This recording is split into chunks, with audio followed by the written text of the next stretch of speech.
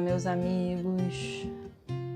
Vocês já pararam para refletir e observar quantas vezes reclamaram de algo hoje? Porque o tempo tá calor, tá chovendo, não vai dar para sair com aquela roupa que programou, do colega de trabalho que é chato a beça, da vida que tá um tédio, do governo, da falta de dinheiro. Eu sou a Ana Luísa, colaboradora do CEIR, e hoje a gente vai refletir um pouquinho sobre as reclamações que a gente faz no dia a dia. A palavra reclamar, ela vem do latim reclamare, que significa gritar, protestar contra. Essa palavra ela é formada por re, que é um intensificativo, e clamar, que significa gritar, né? Então, reclamar é gritar com intensidade. O verbo reclamar, ele é utilizado para expressar insatisfação ou exigir algo como uma resposta ou solução a uma situação problemática. São sinônimos da palavra reclamar: implorar, queixar, clamar, criticar, lamentar, exigir, reivindicar. Toda essa questão de reclamação, ela me levou ao Antigo Testamento, no livro de Êxodo, que é aquele momento em que os judeus eles clamam a Deus para que os libertasse da escravidão no Egito.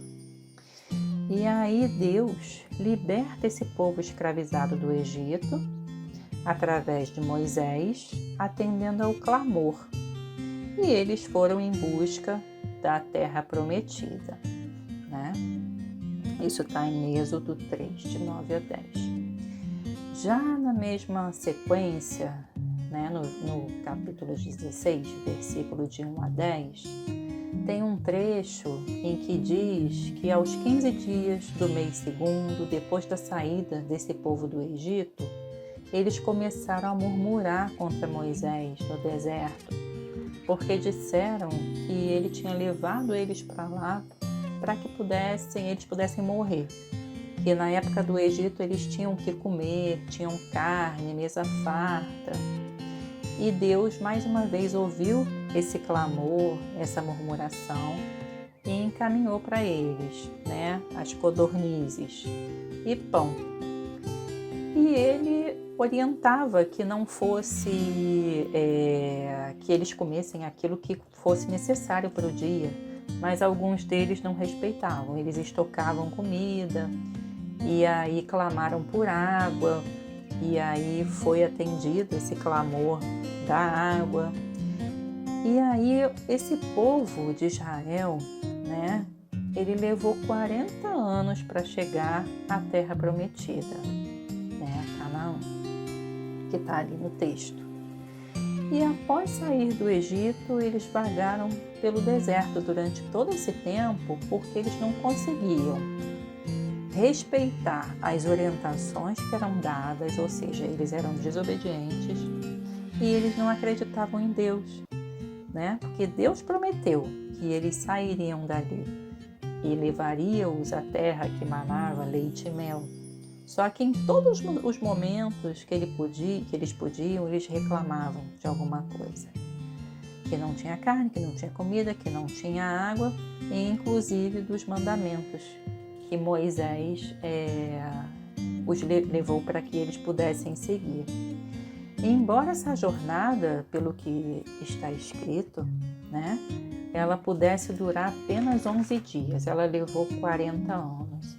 E aí eu fiquei pensando, o que de fato eles queriam, Tudo que eles clamaram, tudo que eles murmuraram, tudo que eles reclamaram foi atendido, e mesmo assim eles vacilaram na obediência aos mandamentos, desacreditaram na promessa de Deus.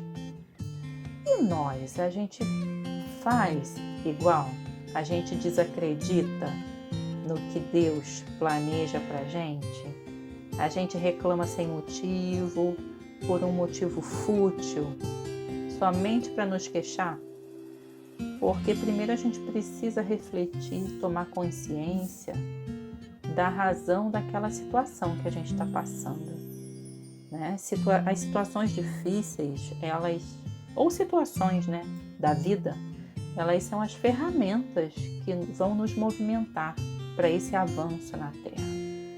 Se essas situações não existissem, a gente ia estacionar no mesmo estágio, não teria estímulo, não teria desafio que nos impulsionasse para frente. Eu sei que muitas vezes existem situações que nos amedrontam, que nos paralisam, que assim, tiram as nossas forças. E aí, nesse momento, não é proibido clamar a Deus, como eles fizeram, porque eles clamaram porque estava doendo. Mas nós estamos clamando porque está doendo ou então estamos clamando simplesmente para reclamar de algumas insatisfações que temos no dia a dia, né? A gente precisa ter consciência do que a gente está pedindo, do que a gente está clamando. Lá no capítulo 25 do Evangelho, né, nos itens de 1 a 5, ele tem como título Ajudem-se que o céu te ajudará. Nesse trecho do Evangelho, ele ressalta muito o nosso protagonismo e a responsabilidade diante da própria vida. Quando descreve, se não nos fosse dado o trabalho físico e intelectual, nós teríamos membros atrofiados e o espírito permaneceria na infância. Que o trabalho é uma necessidade para a produção de frutos e para a gente conquistar as próprias obras, trazendo o mérito dessa realização para a gente mesmo. E aqui o trabalho não é entendido só como essa questão da atividade profissional, do âmbito maior físico, intelectual.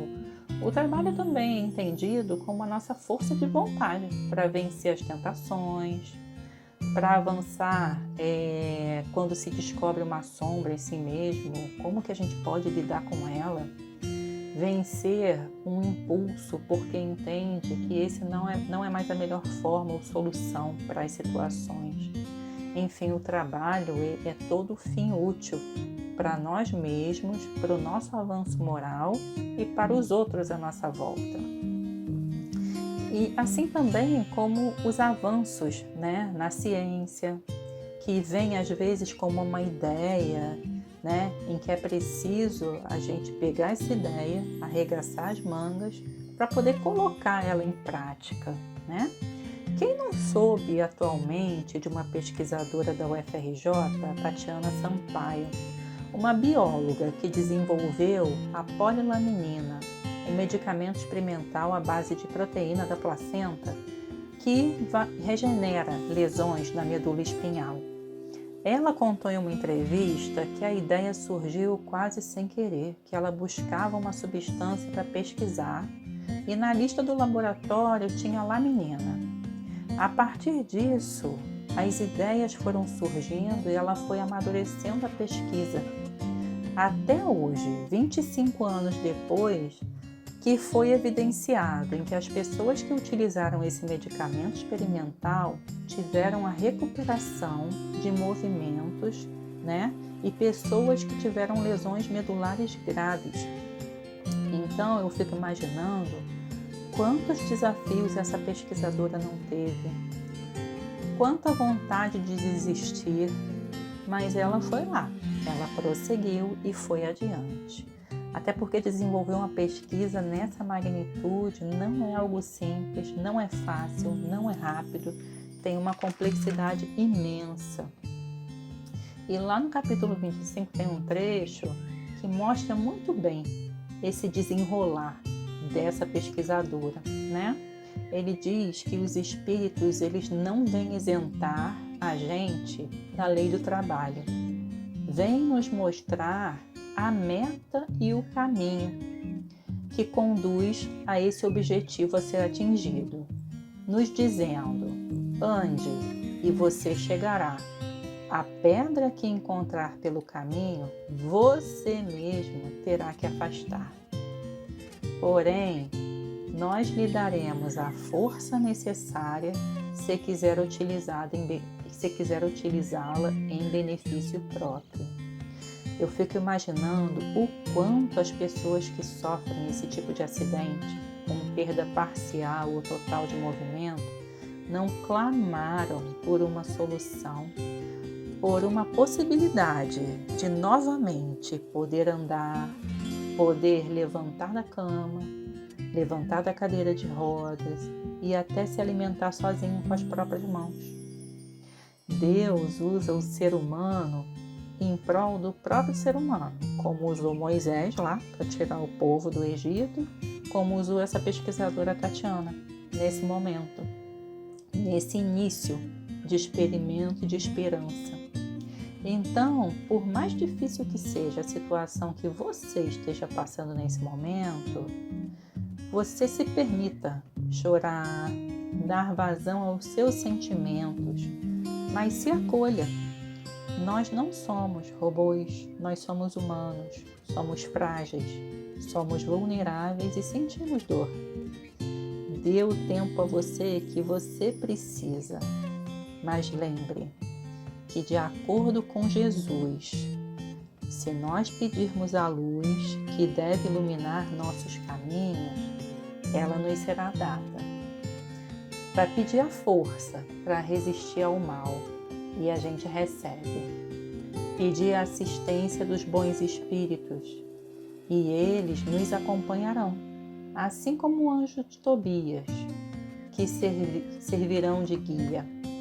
Para pedir bons conselhos, eles não nos serão recusados. Que nós possamos bater a porta, que ela vai se abrir. Mas ele ressaltou uma coisa, um item aqui, com muito destaque. Mas peçam com sinceridade, com fé, fervor e confiança. Apresentem-se com humildade e não com arrogância. Ou seja, me peçam para apoiar vocês, para eu dar força para vocês, para dar clareza na mente, ideias, inteligência, para que você mesmo possa agir e trabalhar para remover essa pedra, essa dor, sair dessa situação no caminho. O trabalho ele pode ser duro, mas com a sua ação, com a sua vontade, o mérito ele será seu, com fé e confiança. A cada noite que chega, se encerra com um novo dia. Que possamos tomar consciência sobre as queixas e reclamações fúteis que fazemos. Abrir o caminho para fortalecer a nossa conexão com Deus e nos humildar para ouvi-lo. Busquemos que Ele nos abrirá a porta, meus queridos. Que esse delicioso perfume de rosa chegue até você nesse momento. Muita paz e até o nosso próximo podcast.